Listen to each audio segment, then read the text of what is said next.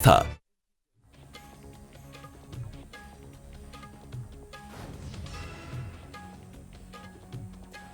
भाजपा प्रदेश अध्यक्ष का मंत्रिमंडल विस्तार को लेकर बयान। कहा, सारी औपचारिकताएं पूरी, बीजेपी को केंद्रीय संगठन से हरी झंडी मिलने का इंतजार।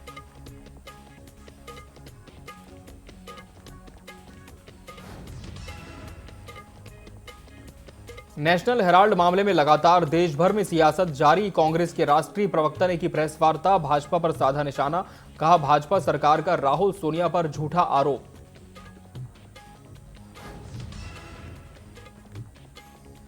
पहलगाम आतंकी हमले के बाद उत्तराखंड में अलर्ट, पुलिस चला रही सघन चेकिंग अभियान। कई स्थानों पर पुलिस अधीक्षक मौजूद रहकर चेकिंग कर ले रहे जायजा।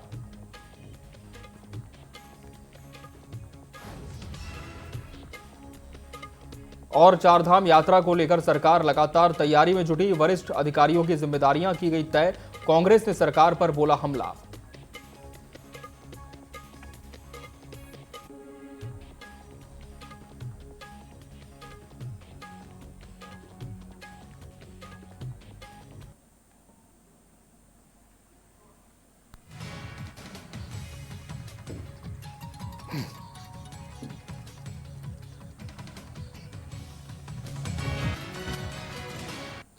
नमस्कार, बहुत स्वागत है आपका न्यूज अपडेट में। मैं हूं आपके साथ Amit Sharma. National Herald case में कांग्रेस ने केंद्र सरकार पर हमला बोला है। कांग्रेस प्रदेश अध्यक्ष करण माहरा ने कहा कि राहुल गांधी से घबराकर भाजपा ईडी का दुरुपयोग कर रही है। उन्होंने इस केस को राजनीतिक साजिश बताया। करण माहरा ने आरोप लगाया कि भाजपा कांग्रेस नेताओं का उत्पीड़न कर रही है, क्योंकि राहुल गांधी अब उन्हें सबसे बड़ी चुनौती नजर आते हैं। जानबूझ के भी इसने ईडी ने 365वें दिन जो है चार्जशीट शामिल की है। ये इस बात का संकेत है कि इस मामले को ईडी खींचना चाहती है सरकार के दबाव में, और ताकि इलेक्शनों में इसका फायदा लिया जा सके और कांग्रेस के नेताओं को उसी तरीके से जैसे 2G में बदनाम किया गया था वैसे बदनाम किया जाए। आज 2G का जिक्र क्यों नहीं करती बीजेपी और आरएसएस? तो ये ऐसे मामले हैं जो खुलेंगे और आने वाले भविष्य में जनता जनार्दन है वो बीजेपी को सबक भी सिखाएगी, क्योंकि कितने बार झूठ बोलेंगे, कितने बार ठगेंगे, कितने बार लोगों का चीरहरण ऐसे करके लोगों की क्या कहते हैं इंसल्ट करने का काम बीजेपी करेगी। चारधाम यात्रा को लेकर स्वास्थ्य विभाग ने तैयारियां तेज कर दी हैं। यात्रा मार्गों पर तैनात होने वाले डॉक्टरों की दून मेडिकल कॉलेज और श्रीनगर मेडिकल कॉलेज में विशेष ट्रेनिंग शुरू हो गई है। चिकित्सा शिक्षा निदेशक डॉक्टर आशुतोष सायना ने बताया कि ये ट्रेनिंग एम्स ऋषिकेश से प्रशिक्षित मास्टर ट्रेनर दे रहे हैं, जिससे श्रद्धालुओं को बेहतर स्वास्थ्य सेवा मिल सके।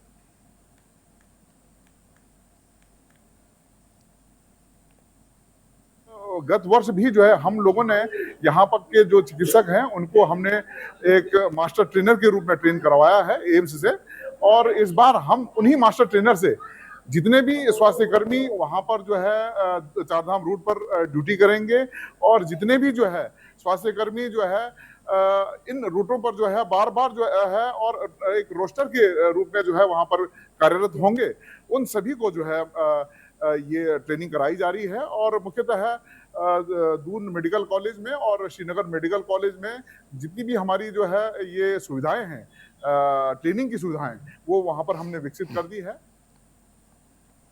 गत वर्ष भी जो है हम लोगों ने उत्तराखंड में मंत्रिमंडल विस्तार, नए प्रदेश अध्यक्ष की नियुक्ति और कार्यकर्ताओं को दायित्व देने की तैयारी लगभग पूरी हो चुकी है। भाजपा प्रदेश अध्यक्ष महेंद्र भट्ट ने कहा कि सरकार और संगठन के स्तर पर रायशुमारी हो चुकी है, अब बस केंद्रीय नेतृत्व की मुहर बाकी है। माना जा रहा है कि इसी महीने के अंत तक बड़ा बदलाव हो सकता है।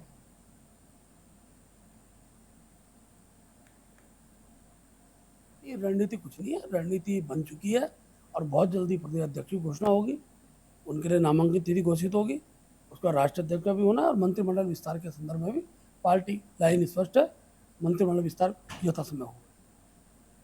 ये रणनीति। अल्मोड़ा के खूंट धामस क्षेत्र में ग्रामीणों ने बुनियादी सुविधाओं की मांग को लेकर गांधी पार्क में जोरदार धरना प्रदर्शन किया। वर्षों से सड़क, पेयजल और कोसी नदी पर पुल निर्माण की मांग पूरी न होने से नाराज ग्रामीणों को अब विधायक मनोज तिवारी का समर्थन मिला है। तिवारी ने कहा कि सरकार ने क्षेत्र की योजनाएं अधूरी छोड़ दी हैं।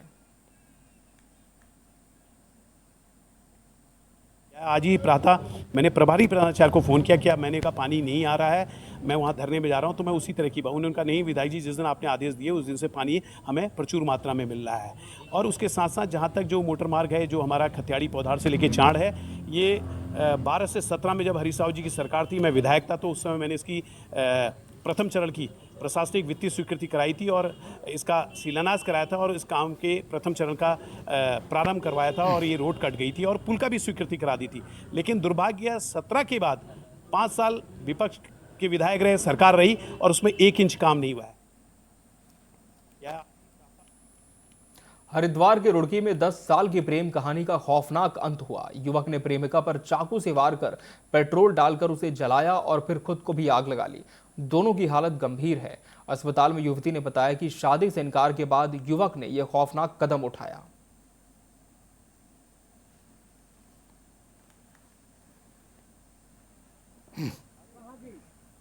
रुद्रपुर की बात करेंगे, जहां एक महिला से देह व्यापार कराने के आरोप में एक होमगार्ड को गिरफ्तार किया गया है।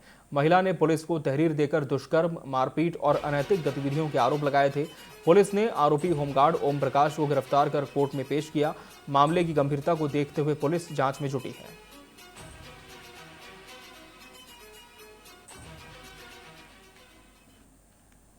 बलात्कार और लड़ाई झगड़ा, मारपीट और अनैतिक देह व्यापार से संबंधित मामला था।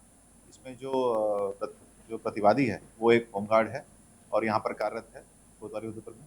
इसके खिलाफ उचित कार्रवाई करते हुए कल इसकी गिरफ्तारी इसमें की गई है और अग्रिम कार्रवाई के लिए इस पर रिमांड हेतु भेजा जाना है। इसमें ये आरोप हल्द्वानी की बात करेंगे, जहां गौला नदी के किनारे किए गए 134 घरों के अतिक्रमण को प्रशासन ने हटाया है। मुनादी के बावजूद नहीं हटे अतिक्रमण पर प्रशासन ने सख्त कार्रवाई की। उप जिलाधिकारी राहुल शाह के अनुसार अधिकतर लोग खुद ही हट चुके थे। बचे हुए स्ट्रक्चर को जेसीबी मशीन से ध्वस्त किया गया।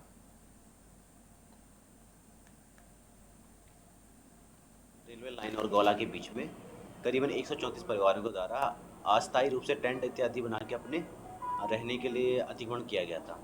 कई लोगों द्वारा वहाँ पर जानवर आदि भी बांधे जा रहे हैं। प्रशासन के द्वारा वन विभाग के साथ लगातार मुनादी करते हुए सभी लोगों को चेतावनी थी कि अपना अतिक्रमण हटा दें। पिछले 1 सप्ताह से लगातार उसमें अभियान चल रहा था। पूरे अभियान में कल शाम को जो स्थिति है उसमें ज़्यादातर आपके 134 में से लगभग सारे हट चुके हैं। रेलवे लाइन मसूरी पुलिस ने नियमों का उल्लंघन कर संचालित हो रही रेंटल स्कूटी पर सख्ती शुरू कर दी है।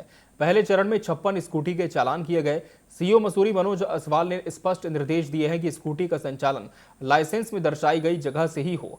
नियम तोड़ने वालों पर भी कानूनी कार्रवाई होगी। आज हमने जितने भी यहाँ पे स्कूटी संचालक है इनके साथ यहाँ पे एक बैठक की है। इनको बैठक में बताया गया कि भाई आपके जो नॉर्म्स हैं आपको उसी के अनुसार संचालन अपने वाहनों का करना है और कोई भी स्कूटी या बाइक जो टैक्सी के रूप में चलती है हमें कहीं पे भी रोड साइड पे ना मिले।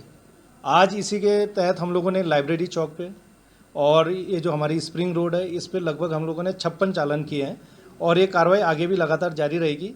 और आज हमने उधम सिंह नगर में पुलिस ने बिना सत्यापन के किराएदार रखने वालों के खिलाफ अभियान शुरू कर दिया है। एसएसपी मणिकांत मिश्रा के निर्देश पर सभी थानों को निर्देश दिए गए हैं कि बाहरी लोगों का सत्यापन अनिवार्य रूप से किया जाए। मकान मालिकों को किराएदारों की जानकारी थाने में देनी होगी, वरना कार्रवाई की जाएगी।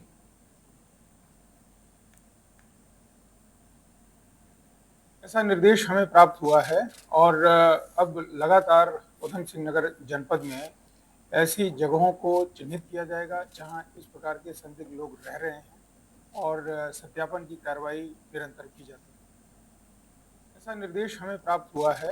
और कश्मीर के पहलगाम में आतंकी हमले के बाद हरिद्वार में हाई अलर्ट घोषित कर दिया गया है। एसएसपी प्रमेंद्र सिंह डोभाल के निर्देश पर जिले भर में सुरक्षा व्यवस्था कड़ी है। बॉर्डर स्टेशन और धार्मिक स्थलों पर चेकिंग तेज है। पुलिस ने लोगों से सतर्क रहने और संदिग्ध गतिविधियों की सूचना देने की अपील की है।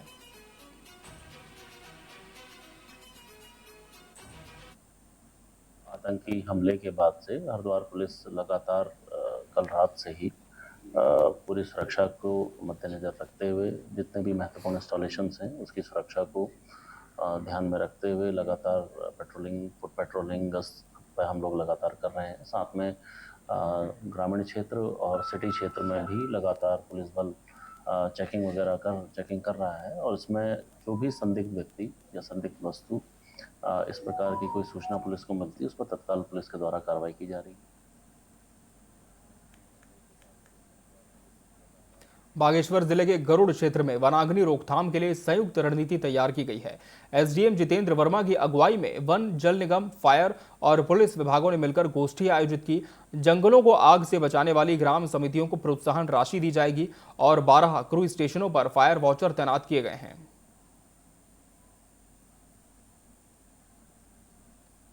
फायर को अभी हम लोग कैसे कंट्रोल कर सकते हैं, कैसे मिनिमम उसको मिनिमाइज़ किया जाए, इसमें तो हमने सारे डिपार्टमेंट्स की, फायर डिपार्टमेंट की, पुलिस डिपार्टमेंट, एसडीआरएफ, फॉरेस्ट और रेवेन्यू की टीम्स को बुलाया, क्योंकि बहुत सारा वन जो है हमारा वन पंचायत के फॉर्म में है। इसके अलावा हमारा एनजीओ जो है हंस फाउंडेशन का, उसके रिप्रेजेंटेटिव हैं यहाँ पे खीम जी, उनकी टीम को भी हमने यहाँ पर बुलाया है और उनके साथ हम लोगों ने आज विस्तृत चर्चा करी कि कौन से एरियाज़ हमारे वनरेबल हैं फॉरेस्ट फायर को लेके और कौन से एरियाज़ में हमें भी लगातार मॉनिटरिंग करने की आवश्यकता है।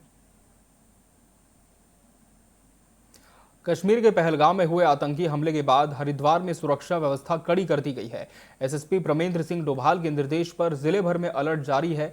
Border, bus stand, railway station और धार्मिक स्थलों पर सघन चेकिंग हो रही है। पुलिस ने आम लोगों से सतर्क रहने और संदिग्ध चीजों की जानकारी तुरंत देने की अपील की है।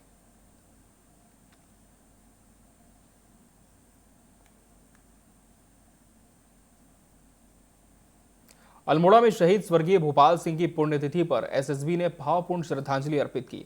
इस अवसर पर एक श्रद्धांजलि कार्यक्रम आयोजित किया गया जिसमें शहीद के परिवार को सम्मानित किया गया। डीआईजी सुधांशु नौटियाल ने उनके बलिदान को देश के लिए प्रेरणा स्रोत बताया और जवानों से उनके आदर्शों पर चलने का आह्वान किया।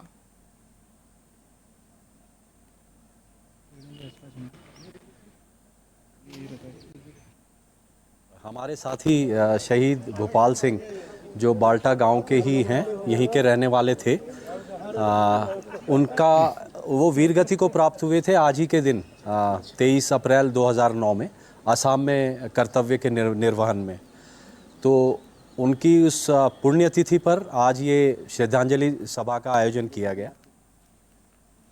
गर्मियों के पर्यटन सीजन को देखते हुए कुमाऊं कमिश्नर दीपक रावत कैंची धाम पहुंचे। उन्होंने जून में लगने वाले मेले की तैयारियों का जायजा लिया और निर्माण कार्यों को समय पर पूरा करने के निर्देश दिए। कमिश्नर ने कैंची धाम को प्रदेश का प्रमुख धार्मिक स्थल बताया और सीएम स्तर पर इसकी निगरानी की बात भी कही। कैंची धाम एक ऐसा डेस्टिनेशन बन गया है जो हमारे लिए चैलेंज भी है और हमारी सर्वोच्च गवर्नमेंट की सर्वोच्च प्राथमिकताओं में भी है। माननीय मुख्यमंत्री जी के स्तर पे डेली इसको इनफैक्ट मॉनिटर किया जाता है। तो इससे संबंधित जो काम हो रहे हैं उनका आज मैं एक तरीके से फिजिकल इंस्पेक्शन करने आया था और उसमें बाकी सभी ऑफिसर्स जिसमें पीडब्ल्यूडी है, टूरिज्म डिपार्टमेंट है, पुलिस है, स्थानीय प्रशासन, आप सब लोग भी इसमें शामिल हुए। सबसे पहले तो जो बाईपास का मसला है जिसमें आधी सड़क बन चुकी है, बाकी आधी सड़क पे फॉरेस्ट प्रपोजल है, वो डिस्ट्रिक्ट से मूव हो गया है, नोडल से भी मूव हो गया है, शासन में है, संभवतः इस ही हफ्ते भारत सरकार चला जाएगा, इसको जल्दी करवाया जाएगा।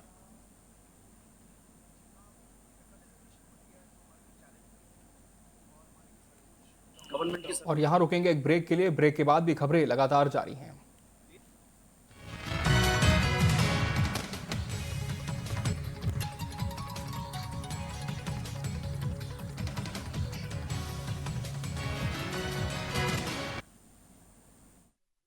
बने उत्तर प्रदेश ने 8 साल में तय किया है धरातल से शिखर का सफर।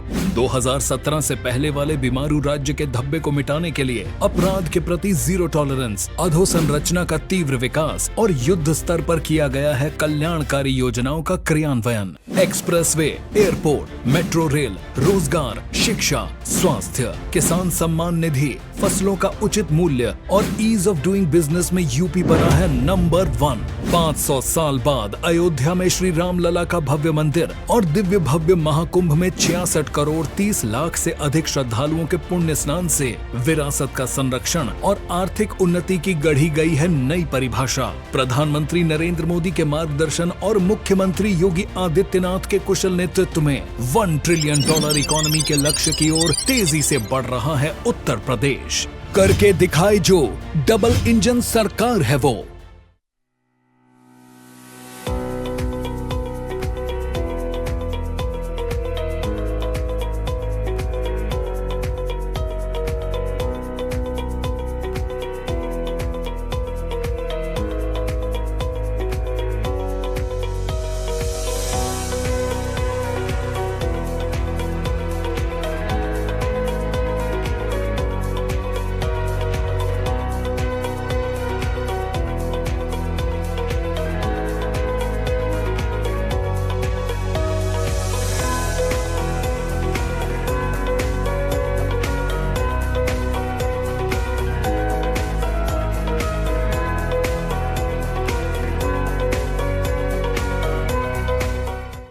प्रधानमंत्री नरेंद्र मोदी के मार्गदर्शन और मुख्यमंत्री योगी आदित्यनाथ के कुशल नेतृत्व में यूपी में कायम हुआ है कानून व्यवस्था का राज। 2017 से पहले दंगे फसाद, अवैध कब्जे, उगाही और महिलाओं के विरुद्ध अपराध से जनता त्राहिमाम कर रही थी, लेकिन बीते 8 वर्षों में अपराध के प्रति जीरो टॉलरेंस से भयमुक्त हुआ है उत्तर प्रदेश। बड़े अपराधियों पर गैंगस्टर एक्ट और एनएसए की कार्रवाई की गई। दुर्दांत अपराधी या तो एनकाउंटर में मारे गए या सलाखों के पीछे पहुंचाए गए। माफिया के अवैध कब्जे से लगभग 3000 करोड़ की संपत्ति जब्त कर उन पर गरीबों के लिए बनाए गए हैं आवास। पुलिस कमिश्नरेट व्यवस्था, anti terrorist squad, special security force, महिला पीएसी बटालियन और सीसीटीवी कैमरों के जाल ने सुरक्षा व्यवस्था को बनाया है अत्याधुनिक। स्मार्ट पुलिसिंग का परिणाम है कि महाकुंभ 2025 में 66 करोड़ 30 लाख से ज्यादा श्रद्धालुओं ने पुण्य स्नान किया, लेकिन मामूली अपराध की घटना भी नहीं हुई। सेवा, सुरक्षा एवं सुशासन का आधार, डबल इंजन की सरकार। वो शाम पुरानी ढल चुकी, अब नए सूरज से दरकार है। चाहिए एक तलबगार सच का, अरसे से सोना पड़ा बाजार है। कहीं रुदन है, कहीं घुटन है, हर कदम है संग्राम यहां। जो इन तूफानों में ठहर सके वही विश्वास का हकदार है। देखते रहिए टीवी 24 मोहित साहू के साथ। प्रधानमंत्री नरेंद्र मोदी का आधुनिक तकनीक से खेती का विजन और मुख्यमंत्री योगी आदित्यनाथ का किसानों को समृद्ध बनाने का मिशन उत्तर प्रदेश में रंग लाया है। चीनी मिलों का विस्तार, कृषि मंडियों का आधुनिकीकरण, खेती में ड्रोन टेक्नोलॉजी, उर्वरकों के पर्याप्त वितरण ने यूपी में खेती को दिया है लाभ का आधार। आज खरीदी प्रक्रिया से बिचौलिए बाहर हुए तो किसानों को फसल का सही मूल्य मिला और प्रधानमंत्री किसान सम्मान निधि से 2 करोड़ 86 लाख किसानों के खाते में डीबीटी के माध्यम से सर्वाधिक 80,000 करोड़ रुपए से अधिक ट्रांसफर किए गए। 2017 से अब तक लगभग 46 लाख गन्ना किसानों को 2,80,000 करोड़ से अधिक का रिकॉर्ड भुगतान किया गया। किसानों के 36,359 करोड़ रुपए का ऋण मोचन, निम्नतम ब्याज दर पर लोन और ट्यूबवेल्स के लिए फ्री बिजली जैसे निर्णयों ने अन्नदाता के जीवन को बनाया है आसान। परिणाम स्वरूप उत्कर्ष के 8 वर्षों में अनाज, दलहन, तिलहन, सब्जी एवं दुग्ध उत्पादन में रिकॉर्ड वृद्धि हुई है। डबल इंजन की सरकार, यूपी में किसान खुशहाल। प्रकृति के साथ प्रदेश के सर्वांगीण विकास के नए आयाम गढ़ता उत्तराखंड आज पूरे देश का मान बढ़ा रहा है। देश के यशस्वी प्रधानमंत्री श्री नरेंद्र मोदी जी के मार्गदर्शन में और मुख्यमंत्री श्री पुष्कर सिंह धामी के नेतृत्व में उत्तराखंड न केवल आर्थिक और सामाजिक विकास की नई ऊंचाइयों को छू रहा है, बल्कि पर्यावरण संरक्षण की दिशा में भी ऐतिहासिक कदम उठा रहा है। आज जब देश और दुनिया में बढ़ते सिंगल यूज प्लास्टिक के उपयोग से प्रकृति को गंभीर नुकसान हो रहा है, ऐसे में पिछले 3 वर्षों में उत्तराखंड ने प्लास्टिक मुक्त राज्य बनने की ओर अनुपम पहल करते हुए कई प्रभावी कदम उठाए हैं। राज्य सरकार ने digital deposit refund system DDRS लागू किया है। इस पहल से न केवल प्लास्टिक रिसाइकलिंग को बढ़ावा दिया गया है, बल्कि जन भागीदारी को भी सुनिश्चित किया है। साथ ही ई वेस्ट प्रबंधन को मजबूत करते हुए सरकार ने इलेक्ट्रॉनिक कचरे के पुनः चक्रण पर भी बल दिया है, जिससे न केवल पर्यावरण की रक्षा हो रही है, बल्कि इससे आर्थिक लाभ भी प्राप्त हो रहा है। मुख्यमंत्री धामी जी की अनुपम पहल से उत्तराखंड में इकोलॉजी विद इकोनॉमी और कचरे से कंचन जैसी अभिनव योजना लागू की गई है। राज्य में सिंगल यूज प्लास्टिक के उत्पादन और उपयोग पर पूर्णतः प्रतिबंध लागू कर दिया गया है। पिछले 3 वर्षों में प्लास्टिक मुक्त उत्तराखंड को लेकर व्यापक जन जागरूकता अभियान चलाए जा रहे हैं। स्कूलों, कॉलेजों, धार्मिक स्थलों और पंचायतों में स्वच्छता जागरूकता कार्यक्रमों के माध्यम से नागरिकों को प्लास्टिक के दुष्प्रभावों के प्रति सचेत कर उन्हें इस पहल के साथ जोड़ा जा रहा है। राष्ट्रीय स्वच्छता पुरस्कार से सम्मानित होकर राज्य ने पर्यावरण संरक्षण की दिशा में अपनी प्रतिबद्धता को सिद्ध किया है। हिमालयी राज्य उत्तराखंड पूरे देश को पर्यावरण संरक्षण का संदेश दे रहा है। आइए हम सब मिलकर इस संकल्प को मजबूत करें और प्लास्टिक मुक्त उत्तराखंड की ओर एक कदम बढ़ाएं। छत्तीसगढ़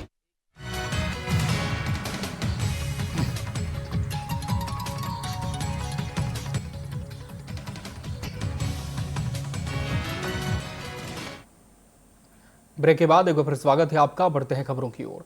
रानीखेत की बात करेंगे, जहां के गोविंद सिंह महारा राजकीय चिकित्सालय में प्रबंधन समिति की बैठक आयोजित हुई, जिसमें अस्पताल की मैन पावर बढ़ाने, तकनीकी स्टाफ की नियुक्ति और पीएसए प्लांट की मरम्मत जैसे अहम मुद्दों पर चर्चा हुई। संयुक्त मजिस्ट्रेट राहुल आनंद ने बताया कि जल्द ही इन समस्याओं के समाधान के लिए जिला प्रशासन गंभीर प्रयास करेगा।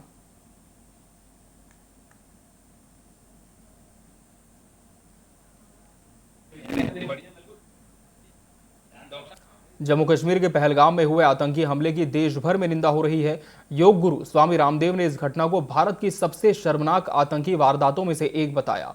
उन्होंने कहा कि आतंकियों ने धर्म के आधार पर लोगों को निशाना बनाया, साथ ही पूरे देश से एकजुट होकर आतंक के खिलाफ खड़े होने की अपील की।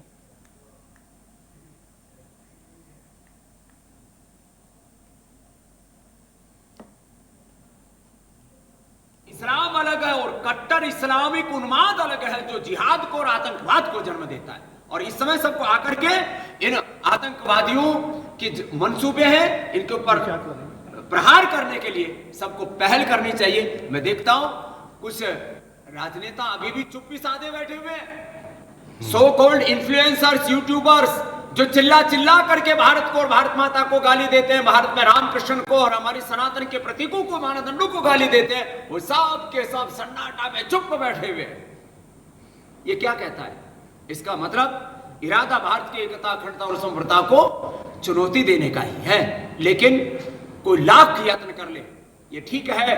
आज ट्रंप साहब ने भी मोदी साहब से बात की है और ये भूल जाते हैं आतंकवादी। इस समय देश के गृह मंत्री अमित शाह जी हैं, इस समय देश के प्रधानमंत्री नरेंद्र मोदी साहब हैं, और जब वो अपने शौर्य और अपनी वीरता पर आएंगे, मुझे पूरा विश्वास है इन सब आतंकियों को और इन आतंकियों के आकाओं को जरूर सबक सिखाएंगे। और इसी के साथ न्यूज अपडेट की खबरों में फिलहाल इतना ही। मुझे और मेरी पूरी टीम को दीजिए इजाजत। नमस्कार।